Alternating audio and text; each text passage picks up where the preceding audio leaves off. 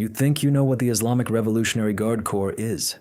You've seen the news reports, the green flags, the ballistic missile parades, commanders in black berets who speak of martyrdom with the cold composure of university professors.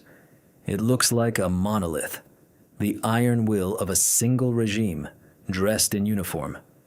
You picture them as fanatics with a Quran in one hand and an assault rifle in the other. Now forget all of that, because the reality is an 18-year-old kid from Tehran who wakes up at 4 in the morning for prayer, then spends 3 hours scrubbing toilets in the barracks while an instructor screams in his face. It's an intelligence operative who knows everything about your neighbors. It's a general who sends men to die in Syria and can't remember the last time he slept without sleeping pills. The IRGC is not an army. It's a state within a state. And it has its own ladder. Bottom to top, 8 rungs. On each one, you lose something you thought was yours forever. Which one would break you? Level 1, BASIJ. The first thing you feel is the smell of bleach. Not gunpowder, not glory. Bleach and cheap soap in the locker room of a regional BASIJ mobilization center. A paramilitary people's organization officially incorporated into the IRGC structure. You came here yourself. Maybe because you believed. Every Friday at the mosque told you this was your duty. Maybe because your father looked at you in a certain way. Maybe because in your neighborhood there's no other road visible. They hand you a uniform with no insignia, an old Iranian G3 rifle, and put you in line with the others. No solemn oath ceremony like in Hollywood movies. Just a list. Just a row. Duties, patrols, cordons, maintaining order at rallies and religious processions. In practice, that means you stand on your feet for 8 hours on some highway under the Tehran sun in July, sweating in a wool jacket, making sure people go where they're supposed to go. You're paid very little, sometimes not at all, because the BASIJ is officially built on a volunteer basis. But you're given social capital, university discounts, priority hiring in government positions. The look in your neighbor's eyes that says you're now a little more than you were before. A mistake at this level doesn't look like dying in combat.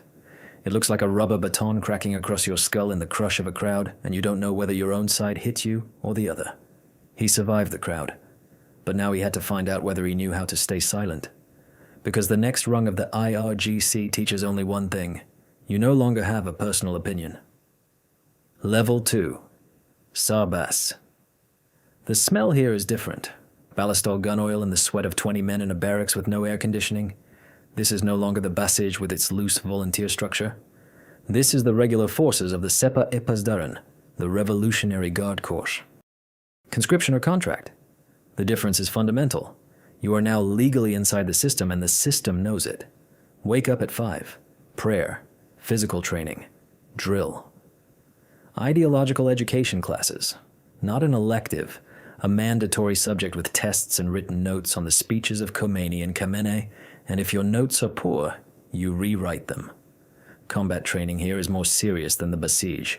Shooting ranges, small unit tactics, RPG operation. They teach you to guard facilities, nuclear, energy, military. Standing at a checkpoint with a loaded weapon is your reality for the months ahead. Pay. Roughly 8 to 10 million rials a month, which is about $20 at the real exchange rate. For that same money, you are responsible for the perimeter of a facility worth billions. The price of a mistake is not a written warning. The price of a mistake is a court-martial and the mark of a man who failed the revolution. He learned to guard other people's secrets. Now the system needed to check whether he could keep his own. The next level begins with a personnel file and ends with recruitment. Level 3, Sergeant. The first thing you notice at this level is the silence. Not absolute silence, just that the people around you stop saying out loud what they actually think. You are now Gordon, a sergeant, the neck between the officer corps and the enlisted ranks, as they call it internally. The daily life of your unit is on you. You monitor combat readiness, discipline, and the political reliability of your men. You're the first to notice if someone in the barracks starts listening to the wrong music, saying the wrong words, or looking at something on his phone that he shouldn't. What you do with that information is your first real moral choice. Stay silent, and you become an accomplice. Report it, and the guy from your platoon disappears for several weeks into a filtration detention facility. Either way, it stays with you. Combat tasks have grown more specific. Commanding a group at a checkpoint, escorting convoys, participating in security operations. A euphemism for dispersing protests or conducting sweeps in restive areas along the Iran-Iraq border. Physically, you are at your peak.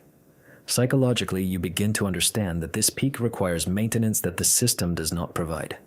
He knew how to manage people.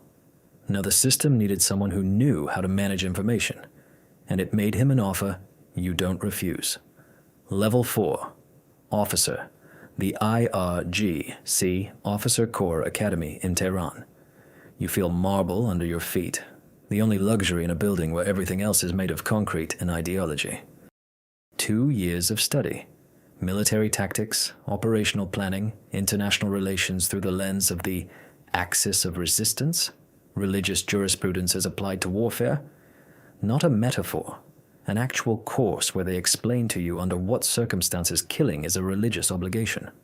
After graduation, you receive a platoon, 40 men, and your first truly serious posting is, as a rule, not Tehran. It's Syria, Iraq, or Yemen.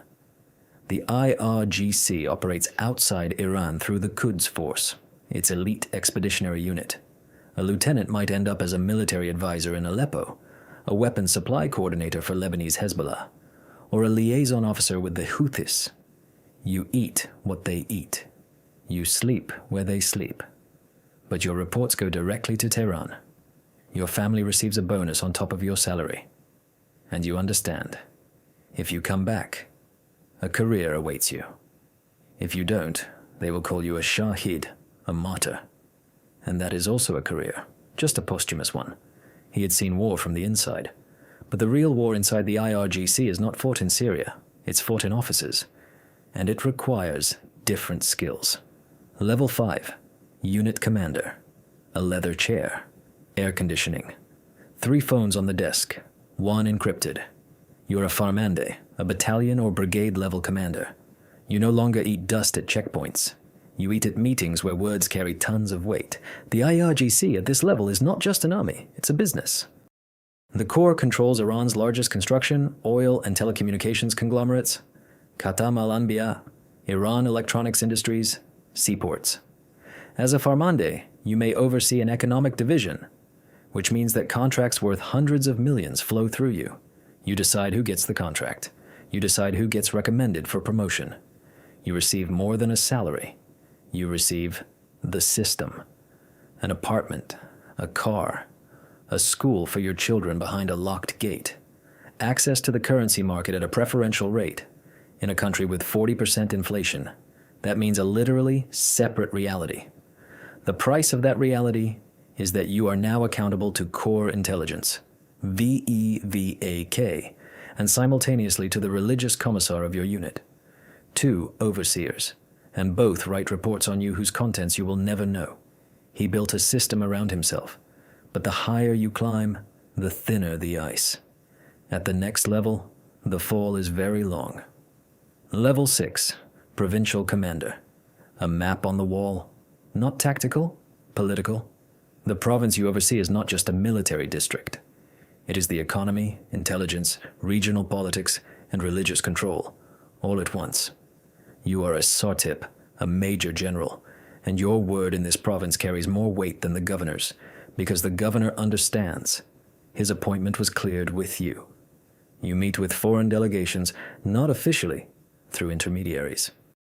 You know which local politicians receive money from the Corps, and which ones think they are independent. The difference between those 2 categories of people is a file in a safe. The IRGC at this level ceases to be a military organization and becomes what it actually is. A parallel state with its own economy, intelligence apparatus, diplomacy, and security forces. You manage all of it within your territory. And somewhere between the 3rd meeting of the day and a call from Tehran asking why Friday prayer attendance in your region is dropped, you catch yourself thinking that you can't remember the last time you ate a hot meal. Not because there's no food, because there's no time to think about things like that. He controlled a province. Now Tehran had offered him control of a war, the kind that is fought everywhere at once. Level 7, Commander of QUDS Force. You enter the room without knocking, not because you're rude, because in this building everyone knows who you are. Sarlaskar, Lieutenant General, commander of one of the IRGC's strategic theaters, the QUDS Force, naval forces in the Persian Gulf, the Missile Corps. You coordinate operations in 5 countries simultaneously. In the morning, a video call with the Hezbollah commander in Beirut. In the afternoon, a debrief on a failed operation in Iraq where 7 advisors were killed. In the evening, a meeting with a delegation from Moscow that officially does not exist. You no longer wear your uniform to every outing. You wear it to ceremonies and to funerals. You say the word Shaheed roughly once a week. That is how many people under your operational command die on average. You stopped knowing their names personally a long time ago. You know the numbers, you know the targets.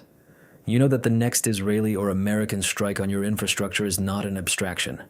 It's a specific facility whose coordinates the enemy already has. You live within a rotation of safe houses. You don't use a personal phone. Sometimes at night, in the unfamiliar room of another safe address, you stare at the ceiling. And there's nothing there but the ceiling. He commanded a war on foreign soil. The final rung is no longer about commanding. It is a burden that is not placed on your shoulders. It is sewn into your spine. Level 8. Supreme Commander of the IRGC, a bunker beneath Tehran. Cold white light. A silence broken only by the hum of ventilation and an occasional voice in an earpiece. You are Farmande Yekol, Supreme Commander of the Islamic Revolutionary Guard Corps. You were appointed personally by the Rahbar, the Supreme Leader. You answer only to him. The President of the country is a figure with whom you hold meetings. Parliament is an institution whose agenda you are sometimes informed of. Under your command, 120,000 regular fighters, hundreds of thousands more BASIJ reservists, a missile arsenal that holds Tel Aviv, Riyadh, and American bases across the region within range, naval forces in the Strait of Hormuz through which a third of the world's oil supply passes, and the QUDS Forces intelligence and sabotage network across 5 continents. You make decisions on which whether a war begins depends, not figuratively, literally. One order from you, and Hormuz closes. Another, and a proxy network in 3 countries goes active. You sit before a tactical map on which the Middle East looks like a chessboard with someone else's pieces. You remember the smell of bleach in the BASIJ locker room. You remember scrubbing the toilets. You remember the first checkpoint, July asphalt, and a wool jacket. You remember the lieutenant who was afraid at night in Aleppo. That lieutenant looks at you from the past and does not recognize you. You received absolute power. You received a name that is spoken in whispers in the capitals of the world. You received a bunker, a personal security detail, and the infinite loneliness of a man who cannot be warned, only betrayed. That boy in the wool jacket believed in something real. You haven't remembered what for a long time. They say the revolution devours its children. It's a beautiful phrase. The truth is rougher. The revolution does not devour. It recycles. It takes a frightened young man with burning eyes and ideals the size of a mosque, and methodically, level by level, replaces every organ of that person with a function. Faith becomes a tool. Loyalty becomes currency. Fear becomes raw material. What reaches the top is not a human being. What arrives is a machine inside a human shell. And the most terrifying part is that at every level of this path, there was a choice. Small, almost invisible. Stay silent or speak. Report or conceal. Sign the order or walk away. The IRGC does not break people through violence. It breaks them through their own consent. Want to learn how other hidden hierarchies of power are structured? From Hezbollah to the QUDS Forces elite operatives? From the inside? Subscribe before this video ends up classified.